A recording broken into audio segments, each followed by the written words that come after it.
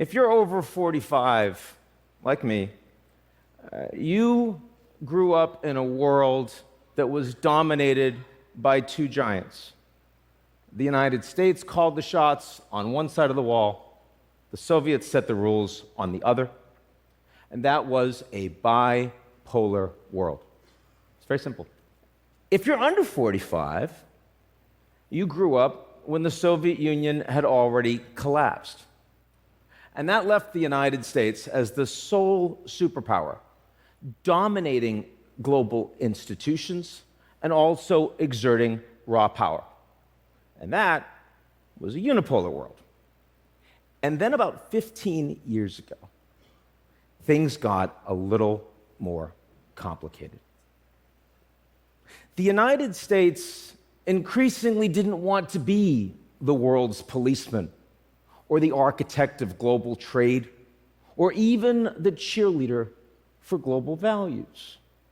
Other countries were becoming more powerful, and they could increasingly ignore many of the rules they didn't like, sometimes even setting new rules themselves.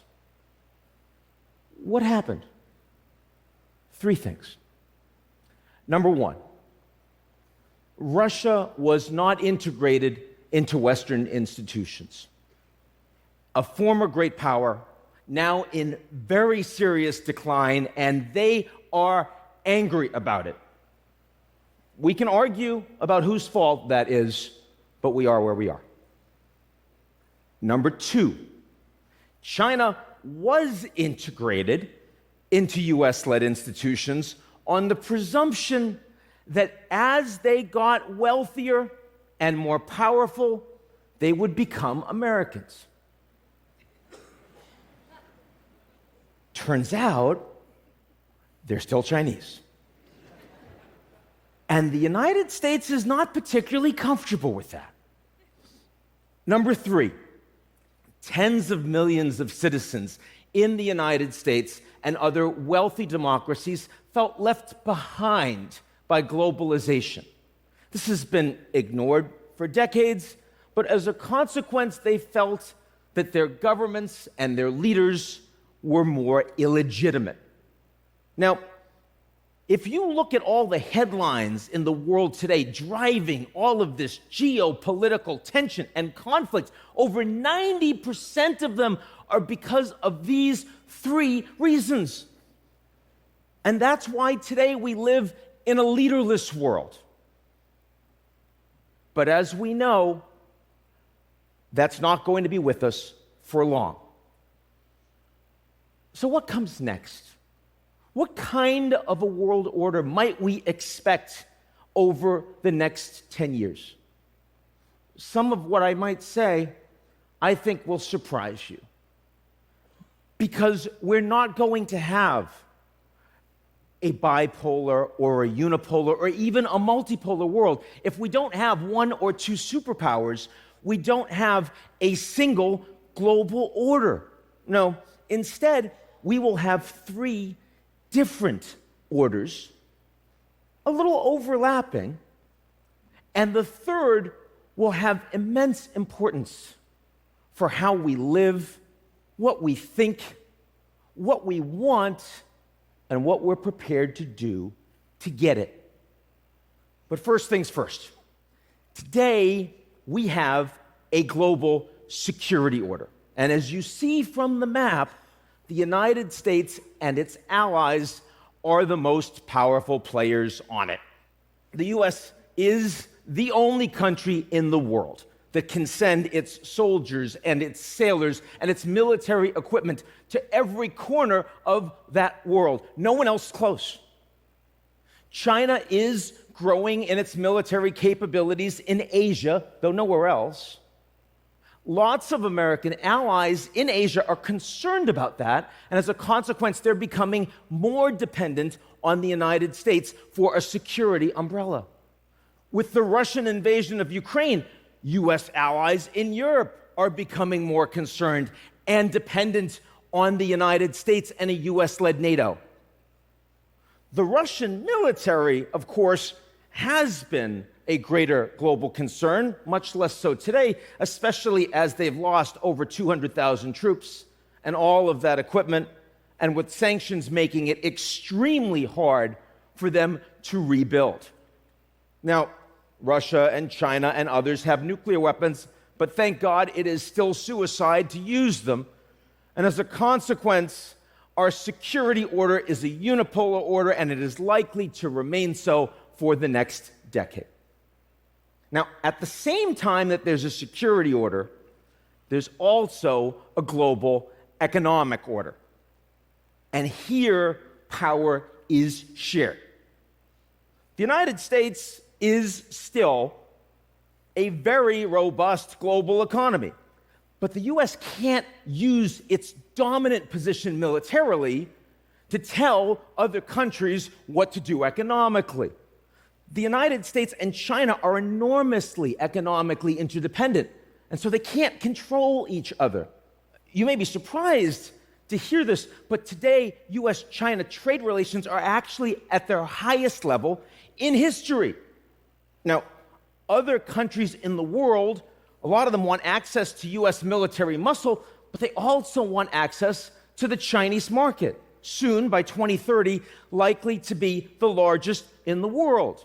And you can't very well have a Cold War if the U.S. and the Chinese are the only two that are prepared to fight it. Yes? Yes. So, the European Union has the largest common market, and they set the rules, and if you want to do profitable business there, you listen to those rules.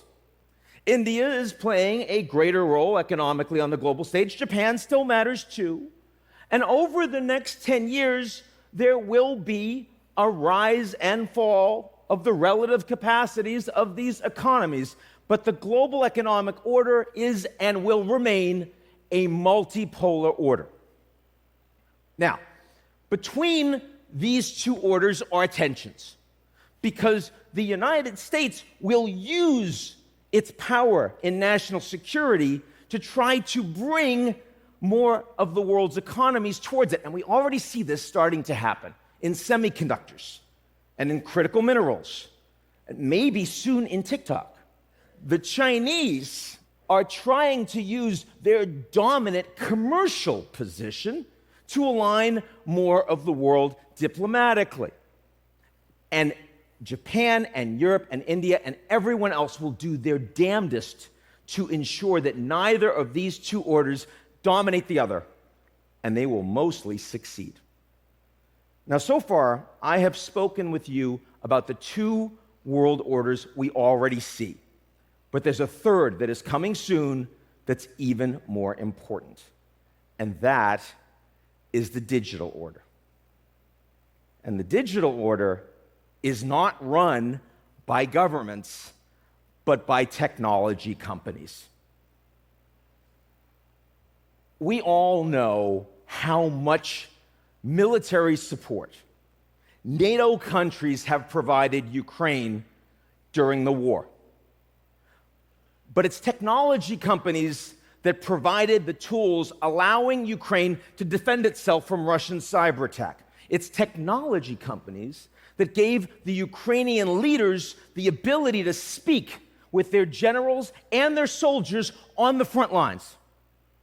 If it wasn't for those technology companies, Ukraine would have been fully offline within weeks of the war, and I don't believe President Zelensky would still be there today. Technology companies determine whether Donald Trump is able, in real time and without filter, to speak with hundreds of millions of people as he runs again for the presidency. It's social media platforms and their ability to promote disinformation and conspiracy theory. Without them, we do not have riots in the Capitol on January 6th. We do not have trucker riots in Ottawa. We do not have a January 8th insurrection in Brazil. Technology companies increasingly determine our identities. When I was growing up, it's nature and nurture. I mean, my deep and abiding emotional problems either come from how I was raised or some genetic failure. Could be both. But today, our identities are determined by nature and nurture and algorithm. If you want to challenge the system, you can't just question authority, as we were all told when we were growing up. Today, you have to question the algorithm. And that is a staggering amount of power in the hands of these technology companies. What are they going to do with that power? And that depends on who they want to be when they grow up. So if China and the United States work to exert much more power over the digital world, and technology companies in those countries align with those governments, we will end up in a technology Cold War.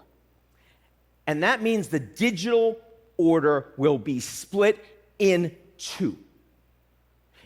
If, on the other hand, technology companies persist with global business models and we retain competition between the digital and physical worlds, we will have a new globalization, a digital global order. Or, if the digital order becomes increasingly dominant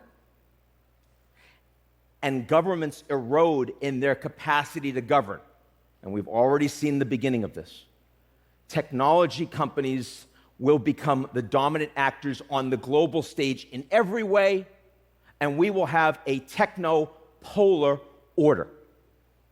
And that will determine whether we have a world of limitless opportunity or a world without freedom. Now, at this point in my speech, I'm supposed to talk about the good news. But those of you that have heard this know that that is not coming. There is no pause button on these explosive and disruptive technologies. I don't know if you know this, there are over 100 people in the world today with the knowledge and the technology to create a new smallpox virus. Honestly, I don't have answers, but I have a few questions for the people that do. Because these technology companies are not just Fortune 50 and 100 actors. These technology titans are not just men worth $50 or $100 billion or more. They are increasingly the most powerful people on the planet with influence over our futures. And we need to know, are they going to act accountably as they release new and powerful artificial intelligence? What are they going to do with this unprecedented amount of data that they are collecting on us and our environment? And the one that I think should concern us all right now the most, will they persist with these advertising models driving so much revenues that are turning citizens into products and driving hate and misinformation and ripping apart our society?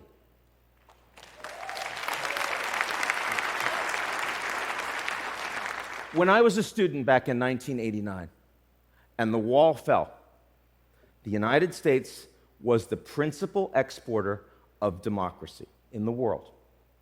Not always successfully, often hypocritically, but number one nonetheless. Today, the United States has become the principal exporter of tools that destroy democracy. The technology leaders who create